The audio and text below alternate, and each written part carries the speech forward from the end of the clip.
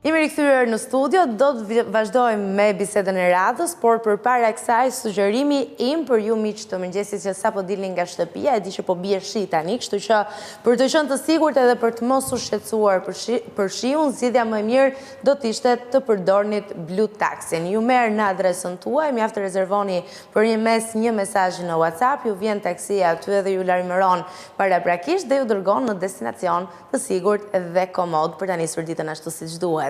Dhe tani është momenti të flasim për atë që ndoshta na ndodh shumë herë ta mendojmë. Si e dinte telefoni që më pëlqente pikërisht kjo? Një këngë, një recet, një video dhe papritur ju del përpara sikur ju ka lexuar mendjen. A është rastësi? A jemi kaq të parashikueshëm apo pas ekranit po punon një algoritëm që na studion në çdo klikim, çdo pëlqim dhe çdo sekondë që ne ndalojmë tek një postim i caktuar. Sot do ta zgjidhim dhe do ta zbartim këtë mister. Kam të ftuar në studio pedagoge Nadia Elbasani. Mirëmëngjes, mirë se erdhe Nadia. Mirë se ju gjeta dhe faleminderit për ftesën. Tani jam e bindur që po të përmendim diçka, do të na dalë në rrjetet sociale ndonjë reklam që lidhet me atë. Dhe pyetja që lind natyrshëm është kush e ka fjalën e fundit për atë që ne shohim online, ne apo algoritmat? Algoritmat në fakt ju njohin më mirë se që njihni dhe ju veten. Okay. Më mirë se që njohin që të gjithë në fakt. Sepse është historiku juaj online, sa kohë keni qëndruar në një post, çfarë pëlqeni, kë ndiqni më shumë, orari ndryshëm në rrjetet sociale, ka një ingranim të ndryshëm tuaj, kështu që të gjitha këto janë elemente të cilët përbëjnë identitetin tuaj online. Dhe është ky identitet që ju më pas thoni si ka mundësi më një kaq mirë. Ju një, sepse normalisht përdorimi i gjatë ju e kthen gjithçka në kod dhe duket sikur ju lexon mendje. Në fakt është thjesht historiku juaj që vazhdon i njëjtë. Dhe në fakt pikërisht për këtë është bërë me një saktësi kaq të madhe, sepse po të ishte një individ për shembull pas, patjetër do të kishim gabime njerëzore. Po duke qenë se është algoritëm, është një kod, janë opinionet e juaja të përkthyera në kod, normalisht marrëzhi i gabimit është shumë i vogël dhe praktikisht ka tendencën për t'ju kuptuar më shumë se sa mund t'ju kuptoj gjithkush tjetër. Nadia, pyetja që lind natyrshëm, okay, në rastin që ne e kërkojmë, e klikojmë diçka të caktuar, po kur ne e flasim diçka të caktuar, se kjo është ajo gjëja që ne na bën përshtypje më shumë se gjithçka tjetër. Pra mund jemi duke folur tani për dekorin e festave të fundvitit dhe krejt papritur na shfaqen reklama që të sugjerojnë çmimet ndryshme, aksesorë të ndryshëm, të cilat mund të përdoren. Dhe pyetja që lind për se cilin prej nesh është apo përgjohemi nga telefoni. E kam dëgjuar, e kam bërë edhe unë vetë si pyetje, se jam habitur, si është e mundur. Po, pikërisht. Shiko, po të marrim pak historikun, është çike bezdishme, duhet qëndrojmë të thjesht në mëngjes, dhe unë atë do përpiqem bëj. Në fillim të Silicon Valley, më shumë shitej software, hardware. Pra, ishte një lloj biznesi i thjesht i pastër. Vitet e fundit, pra 15 vitet e fundit, nuk shiten më të tilla, shiten individët, pra të dhënat e juaja, jo në kuptimin e parë të fjalës ju shiten të dhënat, por modelet të cilat formohen, shitet varianti më i mirë i modeleve të parashikueshmërisë se çfarë ju pëlqen. Dhe mënyra se si mbahet gjallë në thonjza dhe se si ushqehet një biznes i tillë, që janë nga bizneset më fitimprurse, e para është ingranimi juaj online, pra se sa ju qëndroni online. E dyta është shpërndarja e një modeli, e një aplikacioni, dhe e treta normalisht janë reklamat. Të treja këto së bashku bëjnë atë konglomeratin perfekt që ju thoni si ka mundësi unë qëndroj kaq shumë në Instagram apo rrjetet e tjera sociale, TikTok, Snapchat e tjera me radh, dhe më del pikërisht ajo për cilën unë kam folur. Nuk e kërkova, por kam folur. Të gjitha këto janë detajet të cilat mblidhen për ju dhe thash që në fillim formojnë atë identitetin tuaj online që është aq perfekt sa ju duket sikur ju përgjon. Në fakt, nuk po na përgjon. Këtë mund ta themi. Një përgjigje e dua për këtë, Nadia. Shiko, është e pamundur që ne të jemi 100%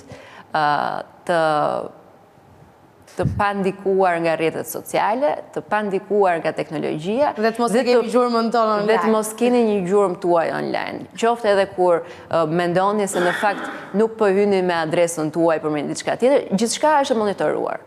Kështu që patjetër kur ju përdorni një rrjet social, një telefon smart e tjera, nuk mund të pretendoni një privatësi 100% dhe të pretendoni që nuk ka një algoritëm pas jush. Sigurisht që të gjithë ne kemi një algoritëm tonë. Nëse ju kërkoni dhe hyni tani në Google, hy dhe unë, ne na dalin gjërat ndryshme. Pse? Sepse ajo që unë kërkoj më shpesh në rrjetin tim social apo kudo është ndryshme nga juaja. Identikiti im online është ndryshme nga juaj, por në fund gjithçka që ne ndërveprojmë me rrjetin social krijon atë profilin më ideal tonin me qëllim që të qëndrojmë më gjatë në këto rrjete sociale, të ndërveprojmë më shumë dhe automatikisht fitimet për një kompani t'jenë edhe më të larta përmes reklamimeve.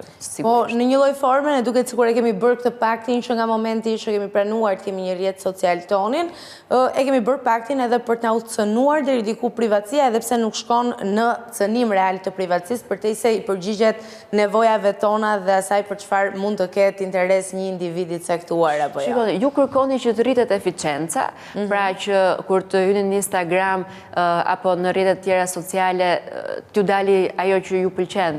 Dhe nga krau tjetër kërkoni privatësi. Këto të dyja nuk shkojnë shumë bashkë. Pra, sa e vështirë është për secili nga ne që të shohë një notification ku është bërë tag në një post apo mention në një post dhe të mos e hapi atë. E pamundur. Pikërisht. Dhe kjo rrit atë ndërveprimin tonë në rrjetin social.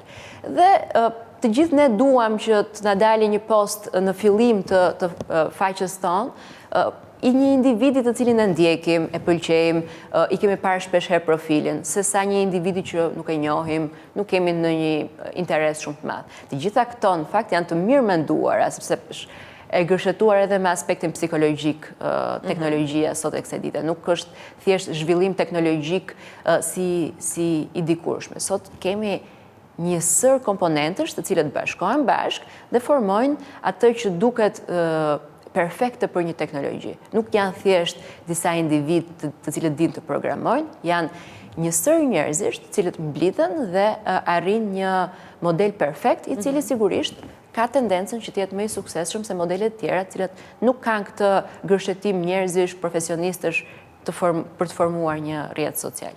Po, nëse dikush do t'i shmanget algoritmeve, është e mundur apo thjesht na ndjekin kudo dhe ne nuk kemi ndonjë mënyrë për të shpëtuar nga kjo ndjekje e vazhdueshme? Po, shumë e thjeshtë. Atëherë nuk do të përdorni asnjë rrjet social, nuk do të përdorni celularin tuaj dhe po shpëtoni nga algoritmi. Por nuk është kjo zgjidhja. Nuk është kjo zgjidhja. Patjetër, shiko, të gjitha shikimet që ne kemi në rrjetin ton social, sa gjatë që ndrojmë në një post, çfarë bëjmë më shpesh like, kujt i bëjmë zoom in, zoom out, kë kërkojmë më shpesh. Të gjitha këto formojnë atë që thash, identitetin tonë. Dhe paka shumë kur ne hymë në një rrjet social, të gjithë kemi një ndërveprim të ndryshëm në bazë preferencave tona. Dhe pikërisht në bazë të këtyre preferencave që krijohen gradualisht, krijohet edhe ai algoritmi që në fakt e përkthyer në gjuhë më të thjeshtë janë opinionet tona të përkthyera në kode. Tani, nga ana tjetër, do doja të ndalesha pak tek mite që ne i dëgjojmë her pas here. Cila është gjëja më e çuditshme që ti ke dëgjuar për algoritmet? Miti më i çuditshëm dhe që do ta kundërshtoje absolutisht. Kjo na përgjon, besoj, është e zakonshme. Ajo është e zakonshme dhe nuk duhet ta kundërshtoj sepse në fakt në një farë forme mund të konsiderohet përgjim.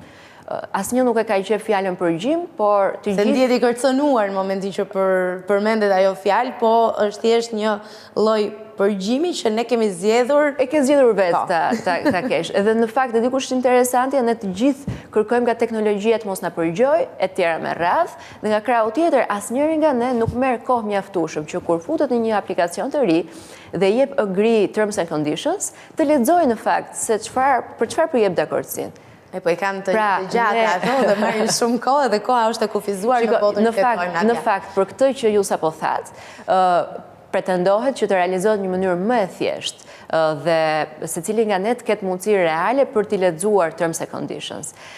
Por, me sa po shikohet nga provat që po kryen, përsëri është tendenca për t'i dhënë next pa lexuar edhe një fjali që është e shkurtër dhe shumë e thjeshtë. Kështu që më shumë se sa të kërkoni llogarit tek teknologjia, që është shumë mirë në fakt, që duhet të rritet ndërgjegjësimi për çfarë teknologjia bën tek ne, se si ky algoritëm ndikon në mënyrë subjektive tek ne, se si ndryshojnë mendimet tona në bazë të algoritmit, si në bazë her pas here dhe se si përdoren politikisht algoritmet për të na ndryshuar. Këtu do doja të ndalesha pak më gjatë. Mendojnë që politika kudo në botë është duke përdorur këtë eficiencën e algoritmeve për të ndikuar në mënyrën se si njerëzit perceptojnë gjithçka që thuhet dhe bëhet, pra cilat janë disa nga format më emocionale të përdorimit të algoritmeve për qëllime politike, marketingu dhe arsye të tjera mbase. Të kuptova. Në fakt ka patur para disa vitesh një skandal që u fol gjatë mbi to, Cambridge Analytica, dhe në një farë forme, në mënyrë periferike, u kuptuaj që algoritmi dhe ajo se çfarë i shfaqet votuesit më shpesh online dhe mënyra se si shkohet tek ai votues në bazë të algoritmit të tij, pra, nëse Nadia është konservatore, një mesazh i caktuar i shkon Nadiës në një formë që ajo e ka të pranueshme. Dhe indirekt mundet që Nadia të fillojë dhe të ndryshojë opinionin e saj, sepse mënyra se si i shkon mesazhi është i pranueshëm për të. E gjitha kjo sigurisht ka ndikimin e vet teknologjia në të, ka ndikimin e vet algoritmi në të. Nëse pak a shumë krijohet një historik i shikueshmërisë tonë online, që do të thotë nëse unë preferoj individ të caktuar, një grup i caktuar njerëzish, krijohet një kategori e jona dhe vihet tek ne ashtu siç ne duam. Dhe kjo ndihmon që gradualisht ne të fillojmë të ndryshojmë mendime. Kjo është fuqia më e madhe që algoritmi ka, pra që të ndryshojë gradualisht mendimin e individit. A është kaq kategorike? Sigurisht që jo, por të gjitha mënyrat se si ne ndërveprojmë online tregojnë për ne. Tregojnë për ne në fakt më shumë se sa ne dim për veten tonë. A ka diçka të përbashkët sa i përket algoritmeve që na bashkon ne shqiptarët në lidhje me kontentin që na pasqyrohet në rrjetet sociale? Teknikisht jo. Okej. Praktikisht mbase. Po teknikisht duhet të jemi saktë dhe jo. Dhe për sa kohë nuk kemi diçka e cila është e publikuar edhe zyrtarisht, nuk mund ta themi këtë. Megjithatë, por dim të themi në fakt që marketingu online, duke qenë se edhe televizioni juaj merret goxha me ekonominë, marketingu online rrit dukshëm përfitimet e një kompanie. Dhe marketingu online, sidomos në rrjetet sociale, dukshëm ngre emrin e mirë të një kompanie. Kështu që do duhet kemi pak më shumë vëmendjen tek algoritmi, tek mënyra se si reklamohen online dhe mbi të gjitha tek përgjegjësia e një reklame online. Nëse algoritmet do të ishin persona, Nadia, çfarë tipash do të ishin? Ndihmues, manipulues apo thjesht shumë kurioz? Nëse do të ishin individ, do ishin kopja jonë online. Ashtu si që veprojmë ne? Por mos i lidhni me individ, sepse në fakt është thjesht çështje matematikore, prandaj ka saktësi kaq të lartë. Po të ishte një individ pas, do të kishte gabime njerëzore. Fakti që është një kod dhe është çështje matematikore, çështje teknike, e bën kaq të saktë dhe kaq në thonjza të rrezikshme. Unë kam dëgjuar edhe këtë tjetrën, edhe do doja të ma konfirmoje ose të ma mohoje ti në këtë rast si eksperte dhe si njëri i informuar në këtë fush. Nëse ne qëndrojmë me njëri tjetrin, ajo çfarë shfaqet në For You page-in tim, shfaqet në For You page-in e një personi i cili ka qëndruar, po themi pranë meje. A është e vërtet? Nëse ju keni kërkuar të njëjtat gjëra, po. Nëse nuk keni kërkuar të njëjtat gjëra, jo. Nëse unë hap tani një rjetimin social dhe ju njëkohësisht na shfaqen gjërat ndryshme, sepse nuk kemi kërkuar gjërat të njëjta, të paktën. Unë them ta bëjmë një provë me Instagramin. Po hapun Instagramin tim dhe jam e bindur e di çfarë më dalin aty, më dalin ushqime në pjesën më të madhe. Janë pikërisht ushqimet që më dalin, po nuk po e tregoj gjithsesi, sepse nuk dua t'ju bëj me neps që në mëngjes, se është goxha herët, kështu që mbase një pjesë e mirë nuk kanë pasur mundësi që të ushen teksa dilin nga shtëpia. Nadia, algoritmi yt s'besoj që është me ushqime. Jo, nuk nxori atë, në fakt. Duhet jenë gjëra që lidhen me teknologjinë, ka shtypjen. Marketing, teknologji, po. Kështu që e kemi të provuar në live, në emision, që në fakt algoritmet nuk është se janë gjithëse nga një telefon tek tjetri, po nëse kërkojmë për të njëjtat gjëra, do shfaqen sepse jemi individ të ndryshëm, kemi kërkuar më shpesh për diçka, normalisht për sa i përket funksionimit më të mirë të këtij rrjeti social, do të na dali pikërisht ajo që ne kërkojmë më shpesh. Cila do ishte këshilla jote më e mirë për të përdorur internetin?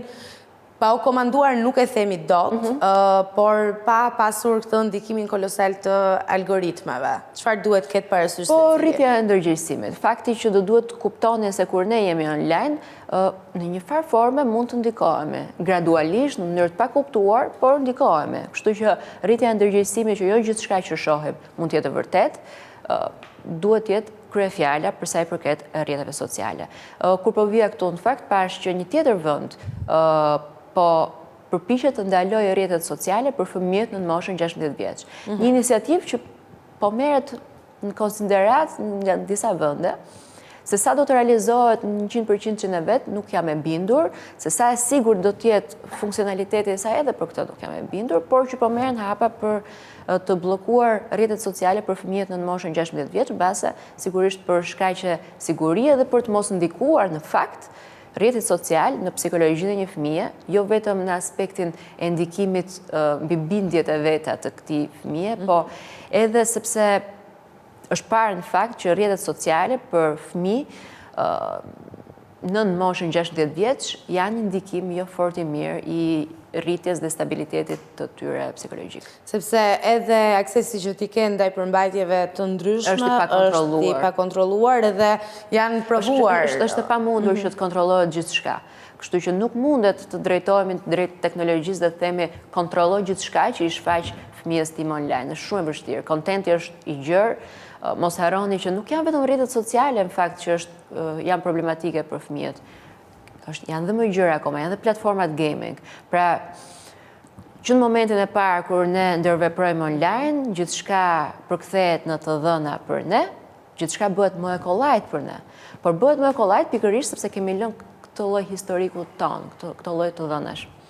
Dhe duhet jemi më të vëmendshëm dhe më të kujdesshëm. Nuk po flasim për një ndalim të rrjeteve sociale siç kanë bërë disa vende, duke nisur me Australinë, që e nisi që nga viti i kaluar, dhe shumë vende tjera që e ndoqën më tej një nismë të tillë, por të paktën të jemi pak më të kujdesshëm ndaj asaj që i lejojmë fëmijëve tanë të bëjnë online. Patjetër. Nadia, unë të falenderoj për gjithë informacionin dhe që na zgjidhem në fund atë pyetjen, a na kontrollojnë ne algoritmet apo i kontrollojmë ne ata dhe a na përgjojnë telefonat, sepse besoj kjo krijon një lloj paniku tek secili qytetar her pas here. Jo, në fakt krijohet paniku dhe asnjëri nuk bën asnjë hap që ta heqë telefonin apo jo. Megjithatë, ai vazhdon të mbetet mirë pune, siç e themi ne shpesh herë. Edhe një herë të falenderoj. Faleminderit ju.